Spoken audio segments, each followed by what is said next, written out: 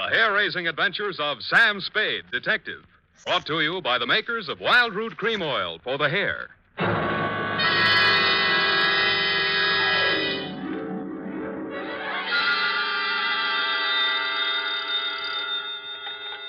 Sam Spade Detective Agency. It's me, Effie. Oh, Sam, I've been worried about you. Sid Weiss was just on the phone, and he says digging up a corpse without a permit is against the law. It's all right, Effie. I just dug him up to say hello and put him back again. Oh, Sam. I'll be down in a couple of minutes to dictate my report, sweetheart. If I get lost on the way, you'll find me in City Hospital, the Psycho Ward, third straitjacket from the left.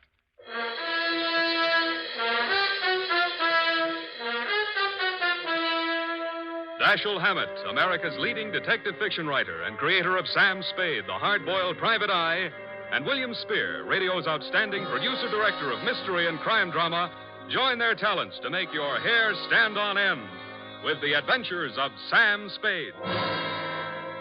Presented each week by Wild Root Cream Oil, the non-alcoholic hair tonic that will put your hair back in place again, grooming it neatly, naturally, the way you want it.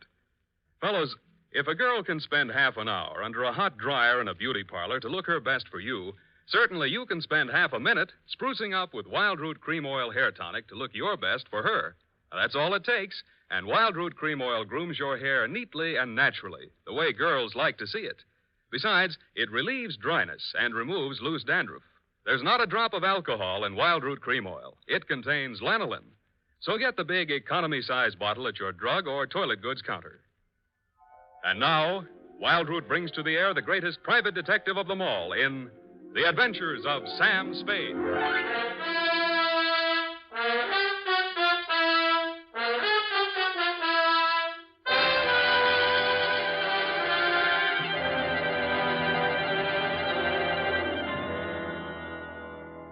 Date, August 2nd, 1946. To Mrs. Gregory Denov. Subject, death of Dr. Denov. I was sitting in my office with nothing to think about except a horse named Corkscrew Jr. My secretary, Effie Perrine, came in and said there was someone outside. I didn't look up from the dope sheet, so she said it again. Someone outside, Sam. What's he look like?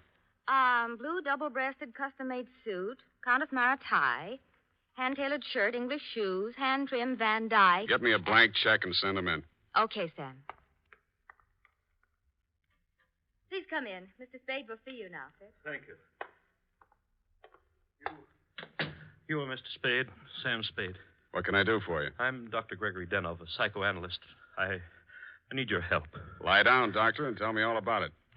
I see you might also be noted for your sense of humor as well as your discretion. Who told you I was discreet? A man named Nicolaitis. Well, you tell Nicolaitis I think he's cute, too. What else does he say about me? That I can trust you with $10,000? Oh. Is this Mr. Nicolaitis one of your patients? No, he isn't. As a matter of fact, he's gotten possession of some private records of mine. Well, it's rather involved. Nicolaitis is shaking you down, and he picked me as the middleman. Is that it? This is not an ordinary case of blackmail. Blackmail is blackmail, even if you do it in Technicolor. Well, as you may know, a psychoanalyst keeps a faithful transcript, a detailed record of everything a patient says during consultation, no matter how intimate or shocking. Yeah? This man, Nicolaitis, has managed to gain possession of a copy of one of these case histories. The patient is a very celebrated person, and should this material be divulged, it may have very serious consequences for both my patient and for me. Doctor, your best bet's the San Francisco Police Department. No, that's out of the question. Then I'm afraid I can't help you. Why not? Nicolaitis said I'm a private detective. When I take on a client, I take on his troubles. My job is to protect him, not to stand by and see him milked. If you want to hire me on that basis, I'll listen. Oh, I'm so tired. I must trust somebody. What can you do for me, Mr. Spade? Write me out a check for $1,000. Got a pen? Yeah. All right. You see, Nicolaitis figures that if I'm getting a cut, I'll have to keep my mouth shut. I'll spend it all the same. Here you are. Thanks. Now, what was the last thing Nicolaitis told you? That he would pick up the $10,000 here and deliver to you this file in question. Can you reach him? Yes. Call him. Tell him you've seen me. Tell him I won't do that kind of business in my office. Tell him to come to your house. I'll be there. What if he refuses? He won't. Tell him I have the whole 10,000. What time? How about in an hour? No, I'm sorry. We'll have to make it around 3 or Oh, goodness, I'm late now. I really... That's a beautiful watch, Mr. Denov. Yes. Foreign? Yes. May I see it? My watch? Why, really, Mr. Spade, I'm very late. I have so many things to do, and I have to be at the Majestic Theater well before the matinee starts at 2:30. Are you going to see me at 3 o'clock if you're going to the theater? Oh, I'm not going to stay for the performance. Well, Mr. Spade, till 3 o'clock then. Oh, my office is in my apartment. The address is here on my card. It's the penthouse. Penthouse, huh? Okay, Doctor, I'll come formal. I'll wear the top to my bathing suit.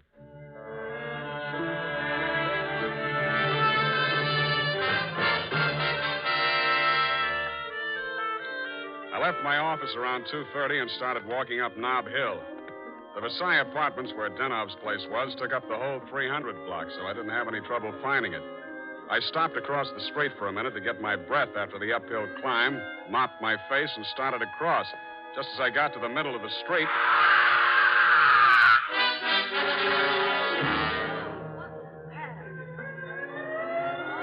The crowd was packed in so close around I couldn't see who'd done the Brody, but I had a pretty good idea. The cops had the sidewalk roped off and guards posted at the building entrance. It took me maybe 20 minutes to elbow my way through and show my credentials. Sergeant Levine had the front door, so they let me in. Lieutenant Dundee of Homicide met me at the door of the penthouse. Hiya, Sam. What do you want? I want to see Dr. Denov. The doctor's dead. Dead? Yeah. He's my client. They can't do this to me. How? Did a Brody out the window? What are you here for? To see his wife. Okay with you? Why not? She's inside. Thanks. Mrs. Danoff, please. With all due respect for your grief, I must have the keys to the cabinet where Gregory kept his confidential files. You realize that he wished me to take charge of his patients and that I am responsible. All this police and so on. We must get those files out of here as soon as possible. Yes? My name is Spade. I am Dr. Zoya. I was poor Dr. Danoff's oldest friend. If there's anything I'd like to see you, Mrs. Denov, alone. But you police have already asked her so many questions. You see, she's not in the... I'm not with the police. I'm a private detective. I was working for Dr. Denov. A private detective? He was in trouble, you see. You see, Dr. Sawyer, the police won't believe me. Mr. Spade, you'll tell them. You'll tell them he didn't commit suicide. Well, Mrs. Denov, I guess that takes care of everything here. It's clearly suicide. Oh, idiot. Blind, stupid idiot. Suicide. My husband, he treated suicides. He would never... No, please. It will be all right, my dear. I'm sorry. She's hysterical. Yeah. If I had the time, Spade, I would... Tell them. Please, Mrs. Dano. The undertaker has been arranged for burial at 7 o'clock, Beth Israel Cemetery. Now, please, the key to Gregory's files. Here, take it and go. Go ahead, all of you. Okay, we'll call you later. No, I'm so sorry, gentlemen. This hysteria is simply traumatic condition. If I only had the time. Who can I turn to? Who'll help me? You think it's pleasant? You think my husband would rest if they said I committed suicide? What shall I do? What shall I do? What shall I do? Oh, you... Dr. Zoya didn't have the time, neither have I. You think it's murder? Who do you think killed your husband? To name someone? That's a very serious charge, Mr. Spade. Goodbye, Mrs. Denov. Constance Brent. You mean Constance Brent, the actress? Yes. She was his last patient this morning. She had threatened to kill him before. How do you know? My husband said so. Do you? Well, he'd written it down on his notes on her case. Once before, she'd almost pushed him from that same window. How about your husband and Miss Brent? Oh, I knew she was falling in love with my husband. That always happens. They call it a transference. But in this Your case... husband told me Miss Brent was acting in a play this afternoon over at the Majestic. Yes, Midsummer Night's Dream. But she was here. I know she was here. Miss Ray, the receptionist, was coming back from lunch when she heard voices arguing inside. And she was sure it was Miss Brent's voice. Show me the doctor's case history on Miss Brent. I can't. It's missing. As soon as it happened, I went to the files. I meant to show it to the police. Who could have taken it? Constance Brent was the last one in that room before he died. Yeah. When did you see Nicolaitis last? Nick, who? Skip it. Where can I reach you in case... For the next couple of hours, I'll be at the Majestic Theater. I want to see how good an actress this Constance Brent is.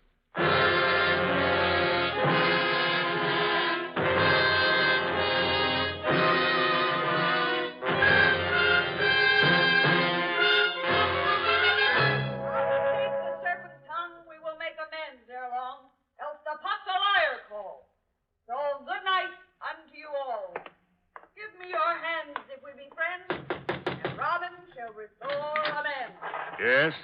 This Constance Brent's dressing room? What do you want? I want to talk to Miss Brent. Well, you can talk to me. I'm her husband. So you're Mr. Brent. I'm Jonathan Wallace. She's Mrs. Wallace. Now, what do you want with my wife? I've come to tell her that Dr. Denov is dead. Are you sure? You try falling from a 12th floor window sometime. Well, that's the best news I've heard this year. But I'm afraid it will be a shock for Constance. Maybe, maybe not. She was the last person to see him alive, as far as anybody can make out. Are you from the police? No, I'm from the insurance company. Claims investigator. What do you want to see Constance for? The policy wasn't made out to her, was it? No, made out to his widow. But she can't collect. Police say it was suicide. That settles it. This is the last time I play Titania. Stand around while Puck talks his head off. Who is this person? Darling, I'm afraid this is going to be a shock. This man is from an insurance company. Dr. Denov is dead. Oh, what a pity. What happened? The police say he jumped. His wife says he was pushed. She also says that you, Miss Brent, might have been the pusher. Oh, now, really, it's too absurd. How like a wife. What time did your play start this afternoon, Miss Brent? Matinee at 2:30, always. Always. And the late lamented Dr. Denov jumped at 3 o'clock. I didn't say he did. Doesn't this news, shock you? But of course. Do you think good psychoanalysts are easy to find? Looks like your next doctor will have to start from scratch. Your case history seems to be missing from Dr. Denov's files. Missing? No. What is it? Has a man named Nicolaitis been in touch with you? I've never heard of him. Chances are you will. Does he have Dr. Denov's notes on my case? Could be. This is frightful. Hot reading, huh? You seem to know this person, Nicolaitis. Get that file for me, and I'll pay you well for it. Just a minute, my lovely Titania. We don't know who this man really is. He might even be Nicolaitis himself. Let me see your company credentials. Now, what do you know? Somebody picked my pocket. My wallet's gone. I thought so. All right, you tell me who you are. I'll call the police. Oh, no, Jonathan. No police. Let's get off the merry-go-round. My name is Spade. You'll find me in the phone book under S. My office is open until 6 o'clock. And if a man answers, don't hang up. It'll be me.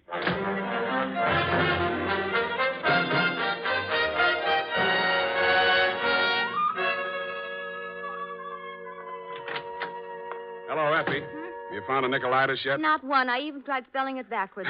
Nobody ever heard of a man named Nicolaitis. I'm beginning to think there ain't no such person. Pardon me, do I hear my name mentioned? I'm Nicolaitis. Sam, I still think you're right. Come all the way in, Mr. Nicolaitis. Sit down. Oh, thank you. If you need me, Sam, just scream. What can I do for you? Oh, I've come for my money.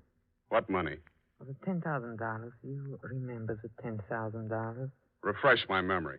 Oh, Dr. Denov, the gentleman who visited you this morning? Oh, that $10,000. Oh, you see, you remember now. Yeah, it all comes back to me now. You were supposed to deliver something for the money.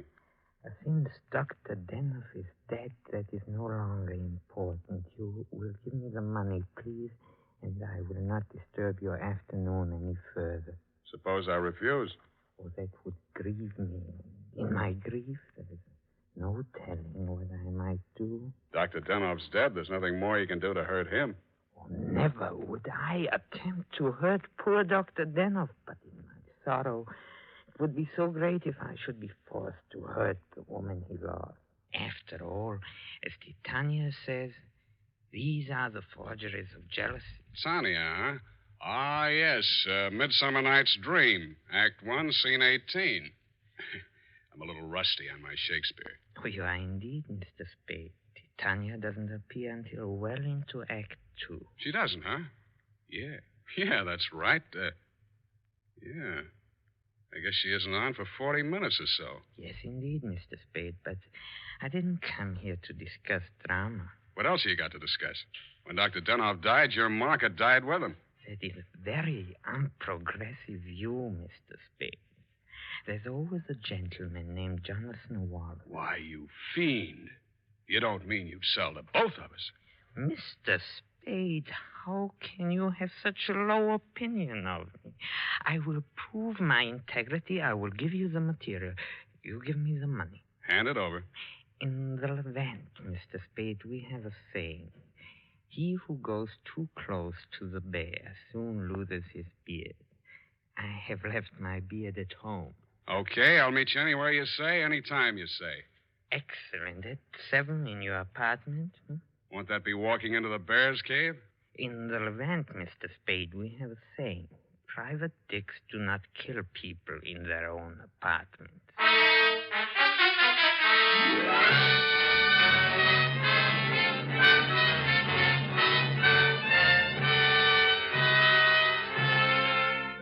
It was then 6 p.m. I called Effie for messages. She told me that you'd been phoning frantically, Mrs. Denov. I still had maybe 30 minutes before Nicolaitis was due at my apartment, so I breezed on up to your place on the hill. We had a very interesting chat. Remember, Mrs. Denov? Looking back on it, that was probably the most interesting conversation we had. Funny, I can't remember much of anything you said, but it was so cozy there in your place. And what with your clock being about 20 minutes slow, it must have been something like 7:30 before I left you. I grabbed a cab and told the hacky to step on it. I hoped Nicolaitis was still waiting at my apartment. He was.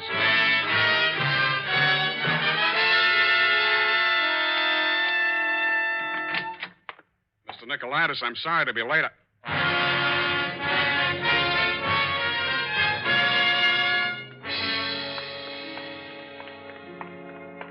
He was lying on my bathroom floor.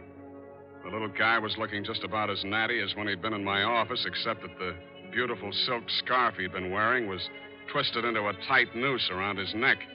Mr. Nicolaitis was a very dead blackmailer.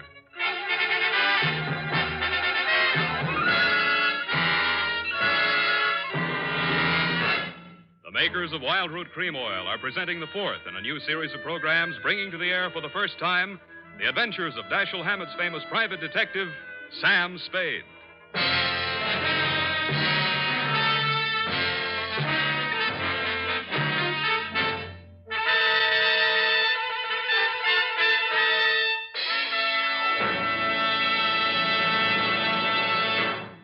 Men, at the racetrack, the man who has something better than a mere hunch is said to have it straight from the horse. Of course, that's a humorous expression, but it shows how to get facts. Go straight to the real source of information. And that's why we went straight to hundreds of men in metropolitan New York to find out what men really want in a hair tonic. And their answers show that Wild Root Cream Oil has all 5 advantages chosen by this impartial consumer jury of men. 1, Wild Root Cream Oil grooms your hair neatly and naturally, never leaves it sticky or greasy. 2, Wild Root Cream Oil relieves annoying dryness. 3, it removes loose dandruff. 4, it's non-alcoholic. And 5, it contains soothing lanolin. Remember, no other leading hair tonic gives you all 5 of these important advantages. Is it any wonder that 4 out of 5 users in a nationwide test preferred Wild Root Cream Oil to all other hair tonics they'd tried? So next time you visit your barber, ask for Wild Root Cream Oil and get the big economy-sized bottle of Wild Root Cream Oil at your drug or toilet goods counter.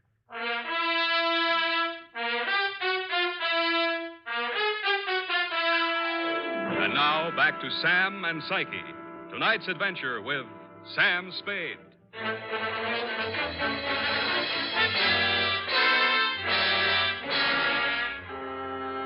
His eyes were open, and he seemed to be looking right at me as I bent over him. The finger marks in his throat were too blotchy to be of any use. Pretty soon, Lieutenant Dundee and Sergeant Polehouse came in and walked over behind me. We all stood there for a second, and then Polehouse bent down and closed those eyes. You know him, Sam? His name is Nicolaitis. That's all I know about him. What did he come here to your place for?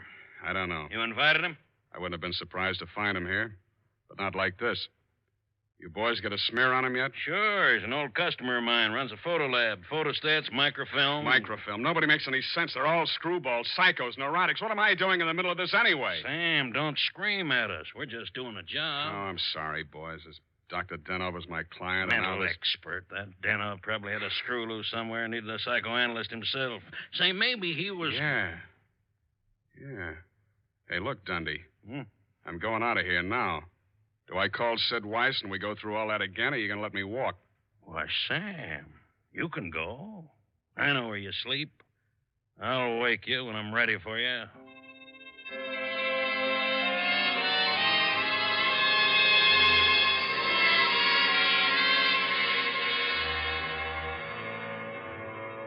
Well, Mr. Spade?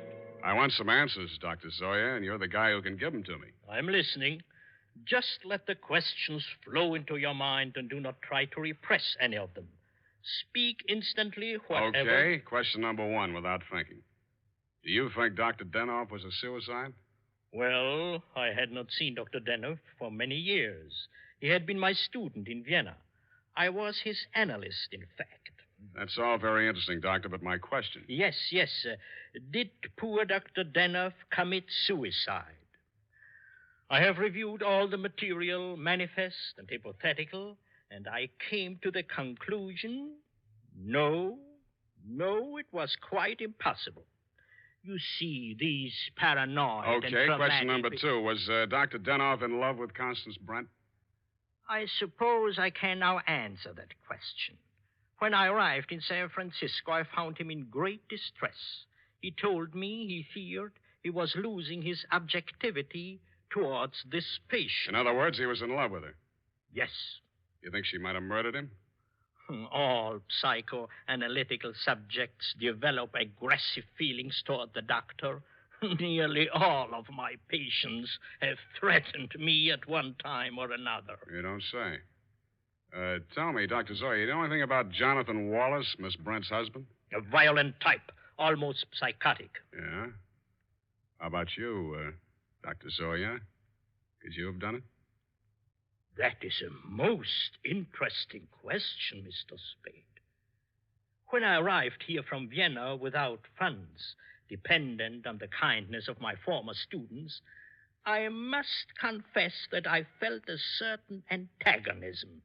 It disturbed me to realize that a man of my standing in the profession should be dependent on the goodwill of a younger and, I sincerely believe, less gifted man. However, I overcame this, and I didn't kill him.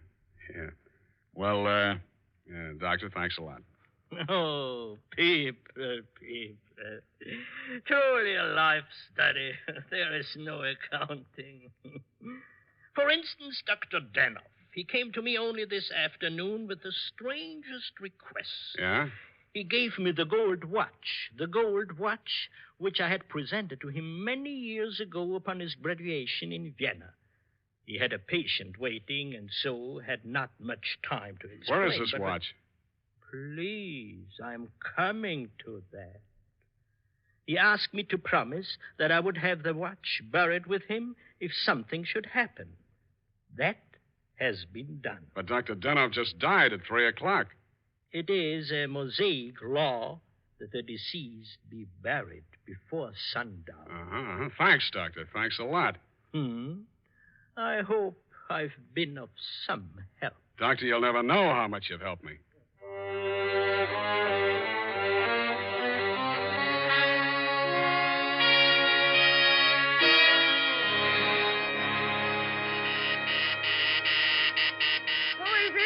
Spade.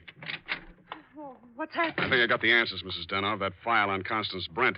Your husband knew that you'd been going through it. Mr. Spade. Shut up and listen to me. He took it out of the files, had it microfilmed for his own private records, and destroyed the original. Really? The man who did the microfilming was Nicolaitis.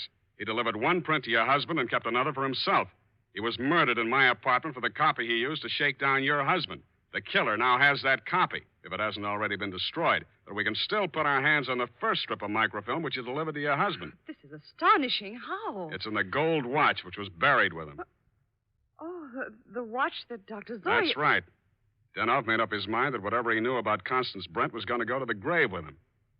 What are you doing tonight? Well, nothing. And we got a date, sweetheart, you and I. I'll be back toward the wee hours. All paths lead to the grave. Ophelia, Act 6. Gregory's grave?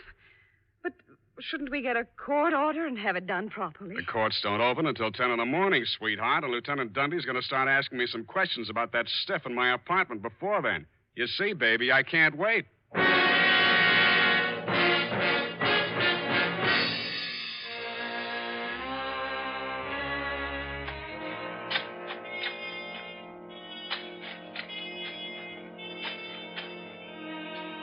Mr. Spade, we shouldn't be doing this. If I'm wrong this time, it won't be wasted effort. I'll crawl into the grave myself and pull it in after. Here. I struck it. Give me that crowbar, Mrs. Denov, quick. Oh, dear, oh, dear.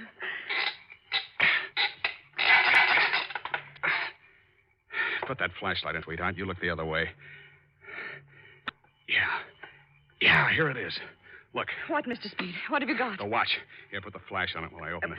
Here's my nail file. Pry off the back. Thanks. That does it.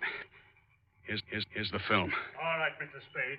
Give me that film. Wasn't the second gravedigger from Hamlet, Mr. Constance Brent? Stop clowning and hand it up to me. You better do as he says, Mr. Spade. We've both got guns. I was expecting that. Took you a long time to get here, Mr. Wallace. How did dear Constance make out as Lady Macbeth? Just give me that film. Stop being an idiot, Wallace. The cemetery is crawling with cops. Put that gun away before you drop it and break your foot. Come up out of that grave, Spade, or you'll stay there forever. Okay, Dundee. All right. Get those hands up, everybody. Go ahead, Dundee. Make the pinch. Okay.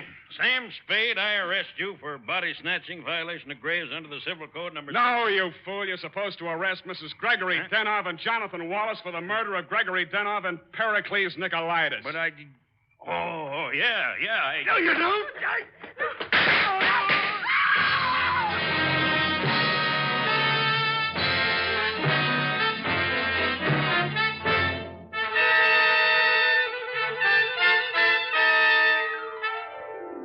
It was smart of you, Mrs. Denov, to make me late for my appointment with Nicolaitis.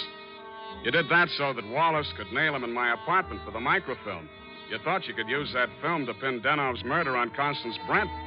But after your late husband caught you tampering with his files, he added a few well-chosen words to it so that the film put the finger on you and your boyfriend, Mr. Wallace, in case anything happened to the doctor. So Wallace had to kill Nicolaitis. You weren't smart to push your husband out the window. That looked like suicide. You might have gotten away with it, Mrs. Denov, if you'd bashed your husband's head in with a bottle.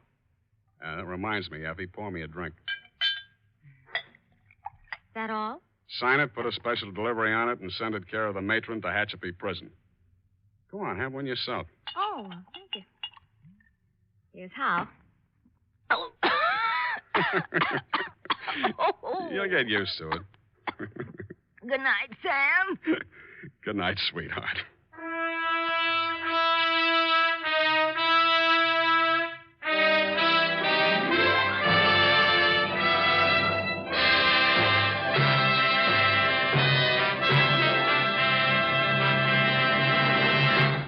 Wildroot Cream Oil presents The Adventures of Sam Spade, Dashiell Hammett's famous private detective, produced and directed by William Spear. Men, on these warm August days, the sun beats down on your hair, may leave it looking dry and brittle. That's why, now especially, you need Wildroot Cream Oil. This grand non-alcoholic hair tonic has just what it takes for summer grooming. It contains lanolin, the soothing oil that's so much like the oil of your skin. Wildroot Cream Oil keeps your hair neatly in place, gives it the handsome, successful look that helps you get ahead on the job. And Wildroot Cream Oil removes loose, ugly dandruff and actually relieves annoying dryness.